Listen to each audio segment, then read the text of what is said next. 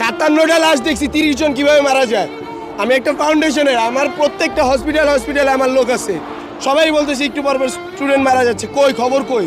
এখন কত হচ্ছে ভাইয়া, যখন উদ্ধার কাজ আমরা করি আমাদের নিজের হাতে আমরা বের করছি শত শত, ঠিক আছে, যেটা হচ্ছে আমাদের ভাই বোনই, আমাদের আত্মীয় স্বজন। এখানে আমরা এখনো শতাধিক লাশ খুঁজে পাচ্ছি না।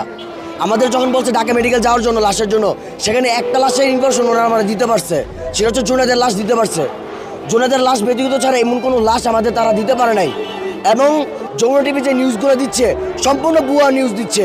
আমাদের এলাকায় মারা গেছে 10 জন ছেলে এই পিসের সাইডে, তাহলে আরো বাকিগুলো আছে, ওইগুলো লাশ কোথায় আপনি দেখাই। এই যে একজন, এই যে একজন, এই যে একজন, এই যে একজন, ওরা স্পট ডেট আমাদের এলাকার এই যে 5 জন আপনাদের দেখাইলাম, এবং ওরে কালকে থেকে আমরা খুঁজে পাচ্ছি না এখন পর্যন্ত। তাহলে ইনস্ট্যান্ট যেতাম